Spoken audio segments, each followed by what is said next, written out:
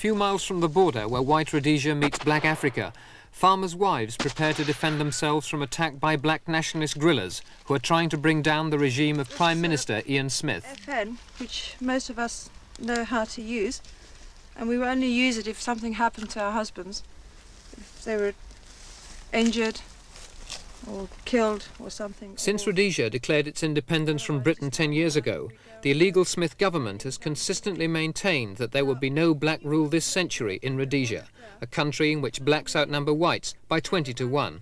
Cocking handle here. Now, yet again, there's talk of a constitutional settlement. If that settlement fails, the guerrillas are preparing to seize what the white settlers are determined to defend. People have been ambushed in cars, and if you've got a gun and a terrorist is firing at you, you've got at least some chance of hitting one back. Well, if you haven't got a gun, well, you're just a sitting duck, aren't you? And the same thing applies if your house is attacked, that if you fire back at them, they're quite liable to run away. We hope so, anyway. If it is dangerous out here, why haven't you considered leaving? Where do you go to? I mean, this is our way of life, and we're prepared to stay, so here we are to stay. There's no point in leaving what you're running from. I mean, there's trouble all over the world if you go and look at it. So we might as well stick around. We were sitting having dinner and watching TV, and they hit us with a rocket and automatic machine gun fire. But it happened so quickly, these things happen so quickly that one doesn't quite appreciate for a few seconds just exactly what is happening. Bob Horsler left Britain and settled in Rhodesia just after the war. For 20 years he's been running an African store a few miles from the border. The attack came a month ago. Were you surprised at the attack? Oh yes, one didn't expect it. I didn't expect it for the main reason that I do such an awful lot for these people. If they're in trouble, they want a telephone, they want mail, they want various things that I do for them, and I do so much for them that I thought I would be the last person who would be hit. Have you thought of leaving this area? No, I haven't given a thought. Well, I've been in Rhodesia now for 30 years, and I've spent 19 years building up this business, and one doesn't just walk out on a lifetime's work. Rhodesia's sporadic but bloody war has been fought in the northeast corner, in the Centenary district 100 miles from Salisbury. The guerrillas attacked Rhodesia from their training camps in Mozambique. There have been 900 casualties in 2 years fighting. St Albert's is a favourite target, a quarter of a mile from Ian Stacey's farm. What's the fence for, Ian? Well, when this thing first started, back in '72, a few of the first attacks, you know, the terrorists came up, you know, and were throwing grenades through the window and shooting through the window. So it's just put up really as a protection. Not that it really protects you, but it gives you a state of security, you know. You've got to be able to sleep at night. You are very exposed out here, aren't you? We are very exposed, There's yeah. nothing for miles around. Exposed, yeah. And we're very near the escarpment, you know, which is where they come from, over the Zambezi, very near the edge. The very first attack in the area was a farm about 12 miles to the west of us here, and the terrorists tossed a hand grenade through into the bedroom where there were 2 children asleep.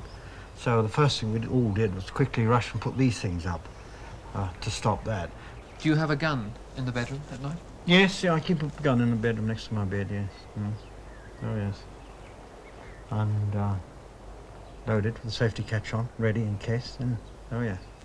And that's something, it just comes natural now, you know, like when you pick your book up to read. I mean, as soon as you get into bed, you get the gun out the gun cabinet, put next to your bed. Ian Stacey is a tobacco farmer. Sanctions have left his business virtually unscathed. His crop is bought by foreign buyers, often illegally, and exported, probably, via South Africa. He employs 50 Africans whom he pays an average wage of £2 a week. Some of their children work for him too, even at 10 and 12. Only a few of them go to school.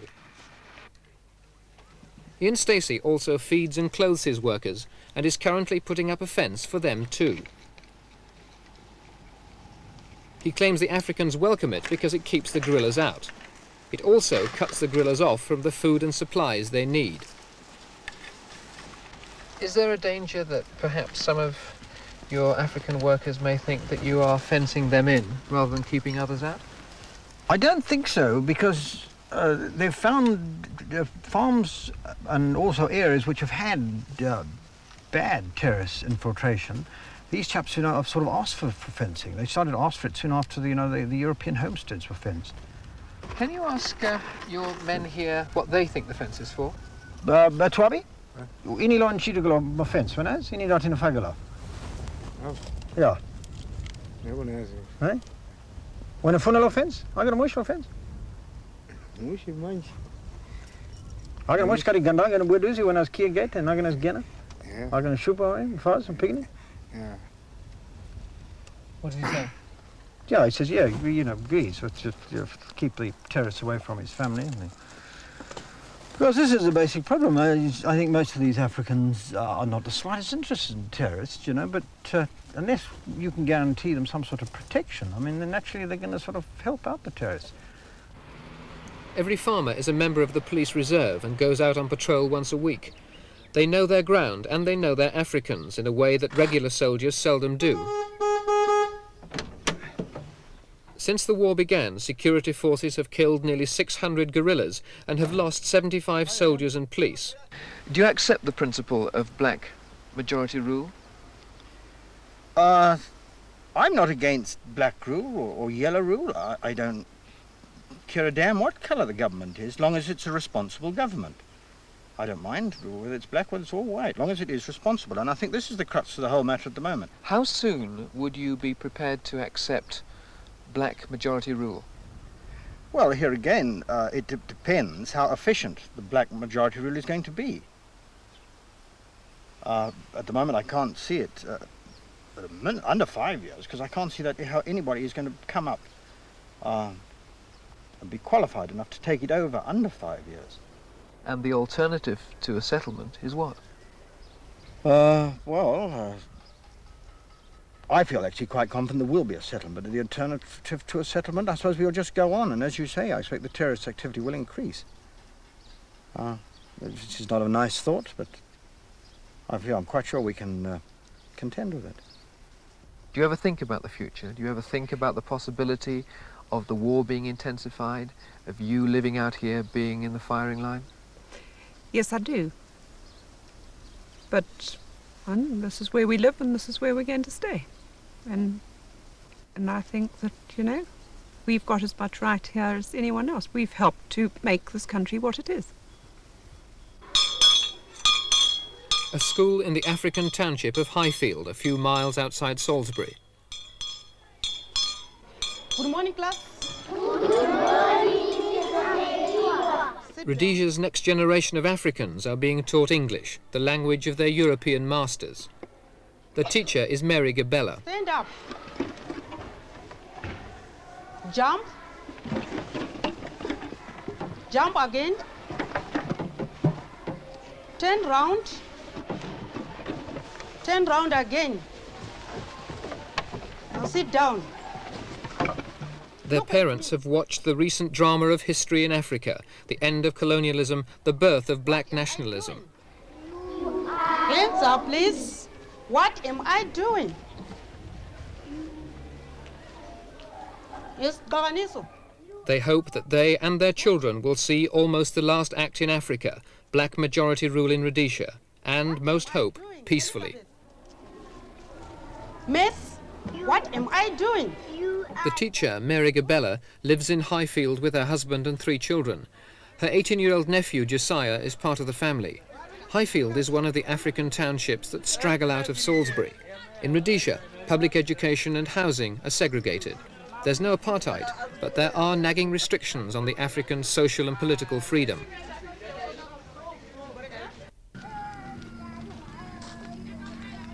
By African standards, the Gabellas are comfortably off. They're buying their own house. But their nephew Josiah is not as fortunate. Despite the fact he's got 5 O-levels, he can't find a job. Do you do this every day? Read the paper, look for a job? Yes, every day. And nearly every day I write an application letter. And what happens every day? Every day I receive a series of regrets. What about your friends that you were at school with? Are they in the same position as you? Yes, nobody is employed. I met them, about 70% of them, they are not employed. 70% of the people you're at school with have no jobs either. Yes. Mary's husband George has a university degree and he works as a personnel officer. What's it like generally being an African living in Rhodesia, which is run by a white government? Frustrating. I cannot attend a meeting. A political meeting? Yep, which is well, it's illegal. If I did attend then, yeah, I knew it was illegal, you know. And such laws like I cannot drink in town after 7 o'clock. So I say, you know, there isn't that social freedom where you can do what you want, when you want it, and at whatever place you want it. What's the maximum period of time that you will be prepared to wait before majority rule? Well, I would love that it be 1 year, but I would say programmed between 2 and 5 years. But I wouldn't go beyond 5 years at all. Well, in this, I'm thinking more of my kids, you know. I believe they will have a future, sort of free future where they can decide their own destiny, you know, where they can go to any place at the restrictions of either being black or white, like any other children of various countries where they can decide their own destiny and go where they want at the time they want. This is the sort of future I expect. Do you think the majority of Africans here do support the people who are fighting? I think they've got sympathies. I wouldn't say they quite support overtly like that, but they've got sympathies with people who are fighting. Why do you say that? Mainly because these people are coming into their own country and they are not usurpers from outside, you know. These are kids who were born here and who are coming back home trying to fight for their own rights, and therefore naturally would have sympathies with them, that if they won, then they will have won freedom for everyone. How do you see the future now? There are two ways I see the future. The future could be a prosperous future if there was a negotiated settlement. The future could be disastrous if the guerrillas were forced to escalate and the power was wrested from the rulers now. You want a negotiated settlement? I want, very, very strongly, I would like a negotiated settlement where there would be little disruption and more development. If we are to have a lasting solution in this country, a settlement that will stop any other forces against this country, it must be inclusive. It must not be seen to leave other people out. And this is a very strong feeling I have. And that means, and this is why we must have some of our people who are outside, and therefore we must have it outside. But Mr. Smith won't leave Rhodesia for negotiations. A possible way of breaking the deadlock is to hold a conference at Victoria Falls, the border between white Rhodesia and black Zambia. That way both sides could attend. Is that the kind of compromise that could possibly be worked out? Well, the idea at a glance seems silly, but if that becomes a serious idea, and we all felt that we had to do that, I don't see why not. You would be prepared to go, say, to Victoria Falls? I'll be prepared to go to that. What does Mr. Smith have to concede to you to make a settlement possible from your point of view?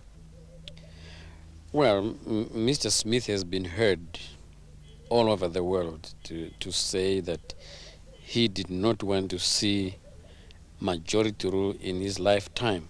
And if we are going to go to talk business, Mr. Smith should concede to the principle and of majority rule as a basis of discussion. So Mr. Smith has to accept the principle of majority rule? That is correct. And he has to accept majority rule in his lifetime. What happens if there is no settlement? What's the future then? What it means is that we will have a long-drawn fighting by the freedom fighters from outside and the people here. They do tell us, and we think they've got a strong army, but so that would mean a longer time, many people losing their lives, and of course at the end they will come and talk like we should be talking now. Would you give your blessing to that war, to the guerrillas? I would be very sorry that we did not have enough statesmen-like people to avoid that. But I would believe that I would lose my, I think, my self-respect and that of my people if we did not defend ourselves. And on the basis of self-defense, I would support it. Are you optimistic about the future? I certainly am. Because there is nothing that is going to stop the establishment of majority rule in this country. It doesn't matter how many people will die, how many people will be assassinated, but the truth is majority rule is inevitable. Sanctions have not stopped Ian Stacey from selling his tobacco or from getting spare parts for his farm machinery, most of it illegally imported from Britain. Oh, morning. Yeah, let's find the book of words. The world has turned a blind eye on sanctions. Fan belts. Yep. 4 fan belt, 135. Rhodesia had what the world needed, tobacco, chrome and minerals, and in return the world sold Rhodesia what she wanted. I wonder if you could get me the number of that. Can you just look it up in your book for me? If the United Nations sanctions had been ruthlessly applied, Rhodesia might have choked and not simply caught her breath.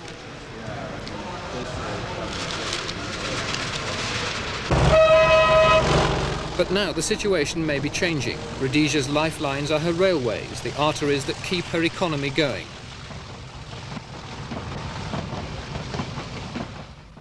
Rhodesia is landlocked. She depends heavily on her rail links with Mozambique, to the port of Beira in the north and Lourenço Marques in the south. Yesterday, Mozambique became a black independent state. If she closes her border, Rhodesia will have to rely on the already overloaded links through Botswana and Beitbridge to South Africa. The strains will be enormous. Prime Minister, what will happen if Mozambique does close her border? If the Mozambique border is closed, there will be adverse effects. But I want to assure you that we have done a tremendous amount of contingency planning in order to cope with this. And I'm happy to tell you that the reports which I have had indicate to me that the position will not be as bad as we had originally anticipated. I assume that those contingency plans rely heavily on South African support and cooperation, do they? It's a fair assumption to make that, yes. Do you think that the prospects for a constitutional conference are now getting better or worse? Well, it's very difficult to answer that. Some days they seem to be better and some days they seem to be worse. I regret to have to tell you that there doesn't really seem to be any consistency in the thinking of the ANC. Their minds seem to change from day to day almost with the wind. And I'm not being provocative. This is a true statement of the situation. Which of the ANC leaders would you prefer to do business with? At the moment, there are about a half a dozen potential leaders, all claiming to lead the ANC. And this does put us in a position where, in many ways, the ANC is leaderless. But, Mr. Smith, the leader of the ANC at this moment is Bishop Muzorewa. Isn't he the man that you have to do business with? Well, it is a fact that the ANC has not had a Congress and elected their leader. I believe I'm correct when I say that it was always regarded that Bishop Muzorewa would act as a stopgap. The one concession that Bishop Muzorewa told me that you had to be prepared to make a settlement possible was that you had to accept black majority rule in your lifetime. Is that a concession that you would be prepared to make? You're asking me to disclose some of my cards beforehand and without my opponents doing the same. And I know from experience that this is not advantageous as far as I'm concerned. But your lifetime may be one of your cards. Well, it may be, but this will be something for the conference table. If there is no settlement, do you accept that you will probably have to fight?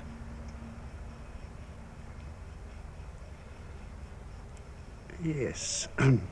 Yes, I think that it is fair speculation to believe that. you accept that if there is no settlement, then the war that you're fighting at the moment will probably be intensified? Yes, I think that is a fair assumption. One idea which has been floated as a way to end the deadlock is that the conference should be held at Victoria Falls.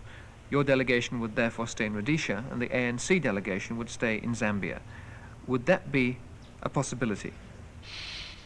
I should imagine that's a possibility, but I must tell you that I have had no such suggestion put to me, so I don't believe that this is the sort of problem that is worrying the ANC. When I interviewed Bishop Mazarewa and I put that suggestion to him, he said that he would be prepared to consider Victoria Falls as a location for the conference, as a way out of the impasse. Would you?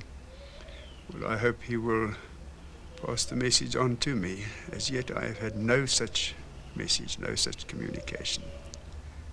If the bishop does pass his message to you suggesting Victoria Falls as a location for the conference, would you view that favourably? Well, I will give it consideration, sure. I think it is undesirable for me to put myself in a position where I'm negotiating this sort of thing in public. Quite frankly, I don't believe that this helps. But you would be prepared to consider Victoria Falls? Certainly. I must keep an open mind and consider any reasonable proposition that is put before me. Victoria Falls is on the Zambezi River, which marks the political border between black governments to the north and white governments to the south. The dramatic changes of the past few months in Angola and Mozambique have now exposed and isolated the two remaining white regimes in Africa, Rhodesia and South Africa. These changes have raised the hopes of black Rhodesians, who are now in no mood to see them dashed. They may even have persuaded white Rhodesians to settle. And so Bishop Mazarewa and Mr. Smith have both said that they are prepared to consider coming here for a conference at Victoria Falls. If both sides have a genuine desire for a settlement, then that settlement could be reached here, the point at which black Africa meets white. If there is a settlement, and a settlement to which all sections of the ANC are party, then there's a fair chance of peaceful progress towards majority rule. But if there is no settlement, or if that settlement is only recognised by a part of the ANC, then the guerrillas will fight on, and they'll do so with more support and more sympathy than they have at the moment. That is the choice facing Rhodesia today.